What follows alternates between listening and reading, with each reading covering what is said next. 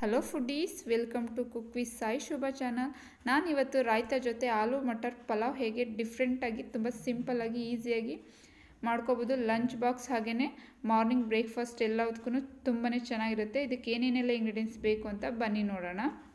ಸಾಂಬಾರ್ ಸೊಪ್ಪು ತಗೊಂಡಿದ್ದೀನಿ ಸ್ವಲ್ಪ, ಹಾಗೆ ಈರುಳ್ಳಿ 2 ತಗೊಂಡಿದ್ದೀನಿ, 3 ಹಸಿರು ಮೆಣಸಿನ್ಕಾಯಿ ಕಟ್ ಮಾಡ್ಕೊಂಡಿದ್ದೀನಿ, ಶುಂಠಿ ಬೆಳ್ಳುಳ್ಳಿ ಪೇಸ್ಟ್ 2 ಸ್ಪೂನ್ ಆಗೋಷ್ಟು ತಗೊಂಡಿದ್ದೀನಿ, ಪುದೀನ ಸೊಪ್ಪು ಹಾಗೆ 2 ಟೊಮೊಟೊ ಕಟ್ ಮಾಡ್ಕೊಂಡಿದ್ದೀನಿ. ಒಗ್ಗರಣೆಗೆ ಇಲ್ಲಿ 2 ಪಲಾವ್ ಎಲೆ ತಗೊಂಡಿದ್ದೀನಿ, 1 ಸ್ಪೂನ್ ಆಫ್ ಸೋಂಪು ತಗೊಂಡಿದ್ದೀನಿ, 2 ಸಣ್ಣ ಏಲಕ್ಕಿ ತಗೊಂಡಿದ್ದೀನಿ, 3 ಲವಂಗ, 1 ಸ್ಟಾರ್ ಹೂವು, 1 ಕಪ್ ಏಲಕ್ಕಿ, 1 ಜಾಯಿಪತ್ರೆ ತಗೊಂಡಿದ್ದೀನಿ, 1 ಸ್ಪೂನ್ ಧನಿಯಾ ಪುಡಿ ತಗೊಂಡಿದ್ದೀನಿ, ಅರ್ಧ ಸ್ಪೂನ್ ಖಾರದ ಪುಡಿ, 1/4 ಟೇಬಲ್ ಸ್ಪೂನ್ ಆಗೋಷ್ಟು ಗರಂ ಮಸಾಲ, ಪಾವ್ ಬಜ್ಜಿ ಮಸಾಲ ತಗೊಂಡಿದ್ದೀನಿ. ನಾನಿಲ್ಲಿ 1 ಸ್ಪೂನ್ ಆಗೋಷ್ಟು ಪಾವ್ ಬಜ್ಜಿ ಮಸಾಲ, ಅದರಿಂದನೇ ಟೇಸ್ಟು ತುಂಬ ಚೆನ್ನಾಗಿ ಬರೋದು. ನಾನಿಲ್ಲಿ ದಪ್ಪಕ್ಕೆ 4 ಆಲೂಗಡ್ಡೆ ಕಟ್ ಮಾಡ್ಕೊಂಡಿದ್ದೀನಿ, ಸಿಪ್ಪೆ ಇರ್ಕೊಂಡು 4 ನೋಡಿ ಈ ಸೈಜಲ್ಲಿ ನಾನು ಕಟ್ ಮಾಡ್ಕೊಂಡಿದ್ದೀನಿ. ಹಾಗೆ 1 ಕಪ್ ಆಗೋಷ್ಟು ಹಸಿ ಬಟಾಣಿ ಕಾಳು ತೊಗೊಂಡಿದ್ದೀನಿ. ನಾನಿಲ್ಲಿ 1 ಲೋಟ ಆಗೋಷ್ಟು ಬಾಸ್ಮತಿ ರೈಸ್ ತಗೊಂಡಿದ್ದೀನಿ. ಇದನ್ನು ಚೆನ್ನಾಗಿ ತೊಳೆದ್ಬಿಟ್ಟು ಒಂದು 10 ನಿಮಿಷ ನೆನೆ ಹಾಕೋಣ. ನೋಡಿ, ನಾನು ಈ ಕಪ್ಪಲ್ಲಿ 1 ಕಪ್ ಆಗೋಷ್ಟು ಬಾಸ್ಮತಿ ಅಕ್ಕಿ ತಗೊಂಡಿದ್ದೀನಿ. ಜಾಸ್ತಿ ಏನು ನೆನೆಸೋದೇನು ಬೇಡ, ಒಂದು 10 ನಿಮಿಷ. ರೈಸು ಕುಕ್ಕರಲ್ಲಿ ಮಾಡೋದ್ರಿಂದ ಜಾಸ್ತಿ ಏನು ನೆನೆಸೋದೇನು ಬೇಡ, ಒಂದು 10 ನಿಮಿಷ ನೆನೆಸಿದ್ರೆ ಸಾಕು. ನಾನಿಲ್ಲೊಂದು ಕುಕ್ಕರ್ ಇಟ್ಕೊಂಡು ಒಂದು 6ರಿಂದ 7 ಸ್ಪೂನ್ ಆಗೋಷ್ಟು ಎಣ್ಣೆ ಹಾಕ್ಕೊಂಡಿದ್ದೀನಿ. ಹಾಗೆಯೇ ಪಲಾವ್ ಎಲೆ ನಾವೆಲ್ಲ ತಗೊಂಡಿದ್ವಲ್ಲ ಹಾಕೋದು, ಏಲಕ್ಕಿನ ಪ್ರೆಸ್ ಮಾಡಿಬಿಟ್ಟು ಹಾಕಿ, ಅದ್ರ ಫ್ಲೇವರ್ ಚೆನ್ನಾಗಿ ಬಿಡುತ್ತೆ.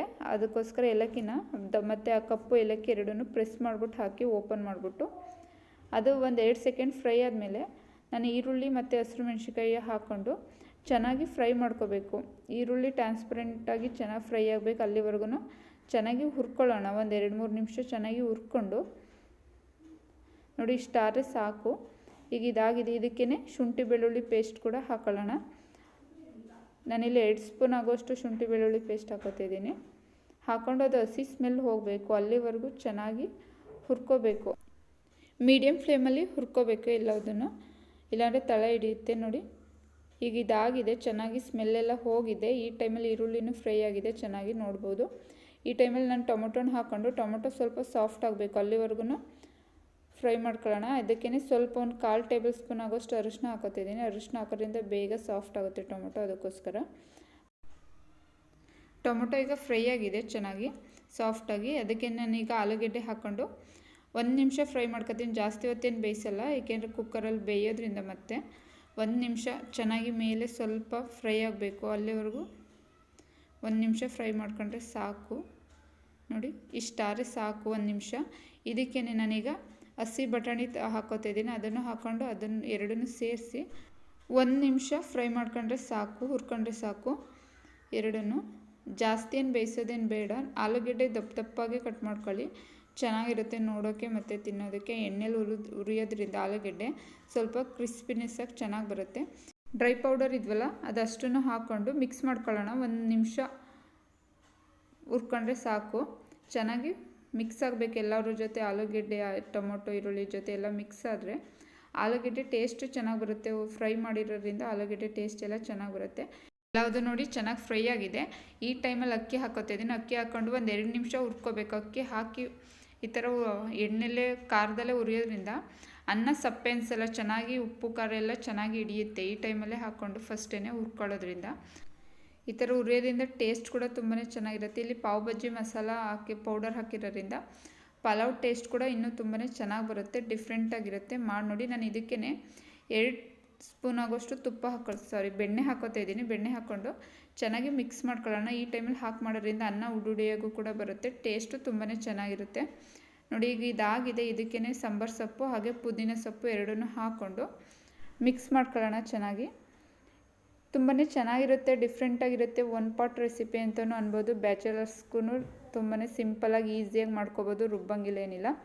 ಉಪ್ಪು ಹಾಕೋತಿದ್ದೀನಿ. ನಿಮ್ಮ ಟೇಸ್ಟಿಗೆ ಎಷ್ಟು ಬೇಕು ಅಷ್ಟು ನೋಡಿ ಉಪ್ಪು ಹಾಕ್ಕೊಳ್ಳಿ. ಉಪ್ಪು ಹಾಕ್ಕೊಂಡು ಚೆನ್ನಾಗಿ ಮಿಕ್ಸ್ ಮಾಡ್ಕೋಬೇಕು. ಜೋರಾಗಿ ಮಿಕ್ಸ್ ಮಾಡೋದು ಬೇಡ, ನಿಧಾನಕ್ಕೆ ಮಿಕ್ಸ್ ಮಾಡ್ಕೊಳ್ಳೋಣ.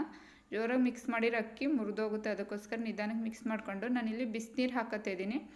ತಣ್ಣೀರು ಹಾಕಬೇಡಿ, ಬಿಸಿನೀರೇ ಹಾಕಬೇಕು. ನಾನು ಯಾವುದ್ರಲ್ಲಿ ಅಕ್ಕಿ ತಗೊಂಡಿದ್ದೆ ಅದೇ ಲೋಟದಲ್ಲಿ 2 ಕಪ್ ಆಗೋಷ್ಟು ನೀರು ಹಾಕೋತಿದ್ದೀನಿ. 1 ಕಪ್ ಅಕ್ಕಿಗೆ 2 ಕಪ್ ಆಗೋಷ್ಟು ನೀರು ಹಾಕೋತಿದ್ದೀನಿ. ನೀವು ಯಾವುದ್ರಲ್ಲಿ ತಾತೀರ ಅದೇ ಅಳತೆಯಲ್ಲಿ 2ರಷ್ಟು ನೀರು ಹಾಕ್ಕೊಳ್ಳಿ.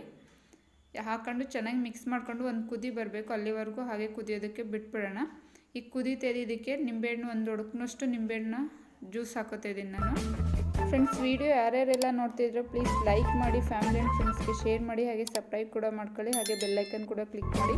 ನಾನು ಹಾಕೋ ವಿಡಿಯೋದು ನೋಟಿಫಿಕೇಷನ್ ಫಸ್ಟೇ ಲಾಸ್ಟಲ್ಲಿ ಒಂದು ಸಲ ಚೆನ್ನಾಗಿ ಮಿಕ್ಸ್ ಮಾಡ್ಕೊಬಿಟ್ಟು ಸ್ಲೋಲಿ ಮಿಕ್ಸ್ ಮಾಡಿ, ರೈಸು ಒಡೆದೋಗುತ್ತಿಲ್ಲ ಅಂದರೆ ಮಿಕ್ಸ್ ಮಾಡಿಕೊಂಡು ಕುಕ್ಕರ್ ಮುಚ್ಚಳ ಮುಚ್ಚಿ 2 ವಿಸಲ್ ಬರೋದಕ್ಕೆ ಬಿಟ್ಬಿಡೋಣ. ಇದು 2 ವಿಸಲ್ ಬರೋದ್ರೊಳಗಡೆ ನಾವಿಲ್ಲಿ ರಾಯ್ತ ರೆಡಿ ಮಾಡ್ಕೊಳ್ಳೋಣ. ನಾನಿಲ್ಲೊಂದು ಚಿಕ್ಕದು ಬೌಲ್ ಇಟ್ಕೊಂಡು ಅದಕ್ಕೆ 1 ಸ್ಪೂನ್ ಆಗೋಷ್ಟು ಕಸೂರಿ ಮೇಥಿ ಹಾಕ್ಕೊಂಡು ಈ ಥರ ನೀರಲ್ಲಿ ಚೆನ್ನಾಗಿ ಮಿಕ್ಸ್ ಮಾಡ್ಕೊಳ್ಳಿ. ಒಂದು ಸಲ ನೋಡಿ ಮಿಕ್ಸ್ ಮಾಡಿಬಿಟ್ಟು ಸೈಡ್ಗೆ ಎತ್ತಿಟ್ಕೊಳ್ಳೋಣ. ಇದೇನು ಮಾಡಬೇಕು ಅಂತ ಆಮೇಲೆ ಹೇಳ್ತೀನಿ.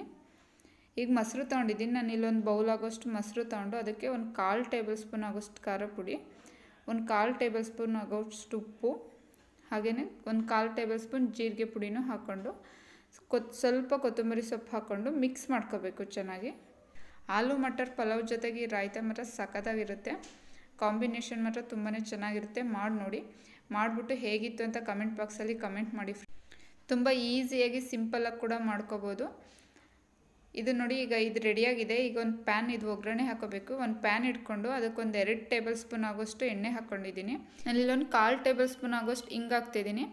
ಆಲೂಗೆಡ್ಡೆ ಪಲಾವ್ ಆಗಿರೋದ್ರಿಂದ ಹಿಂಗೆ ಹಾಕೋದ್ರಿಂದ ಡೈಜೆಷನ್ ಚೆನ್ನಾಗಾಗುತ್ತೆ, ಅದಕ್ಕೋಸ್ಕರ ಹಾಕ್ತಾಯಿದ್ದೀನಿ.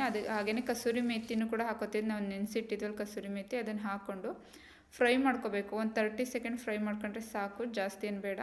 ನೋಡಿ, ಇಷ್ಟು ಫ್ರೈ ಆದರೆ ಸಾಕು. ಇದನ್ನು ಗ್ಯಾಸ್ ಆಫ್ ಮಾಡಿಬಿಟ್ಟು ಒಂದು 30 ಸೆಕೆಂಡ್ ತಣ್ಣಗಾದ್ಮೇಲೆ ಹಾಕೋಬೇಕು. ತುಂಬ ಬಿಸಿ ಇರೋದನ್ನು ಹಾಕೋಕೆ ಹೋಗ್ಬಿಡಿ, ಮೊಸರು ಒಡ್ದಂಗೆ ಆಗುತ್ತೆ. ಅದಕ್ಕೋಸ್ಕರ ಅದೊಂದು 30 ಸೆಕೆಂಡ್ಸ್ ತಣ್ಣಗಾದ್ಮೇಲೆ ಹಾಕ್ಕೊಂಡು ಚೆನ್ನಾಗಿ ಮಿಕ್ಸ್ ಮಾಡ್ಕೊಳ್ಳಿ. ನೋಡಿ, ಈಗ ರಾಯ್ತನೂ ರೆಡಿಯಾಗಿದೆ, ಹಾಗೆ ಪಲಾವ್ ಕೂಡ ಆಗಿದೆ. ನೋಡಿ, ಈ ಥರ ಬಂದಿದೆ ಪಲಾವ್. ಇದನ್ನು ಒಂದು ಮಿಕ್ಸ್ ಮಾಡ್ಕೋಬೇಕು. ಇದನ್ನು ಚೆನ್ನಾಗಿ ನಿಧಾನಕ್ಕೆ, ಜೋರಾಗಿ ಮಿಕ್ಸ್ ಮಾಡ್ಕೊಬಿಡಿ, ನಿಧಾನಕ್ಕೆ ಚೆನ್ನಾಗಿ ಮಿಕ್ಸ್ ಮಾಡ್ಕೊಳ್ಳಿ.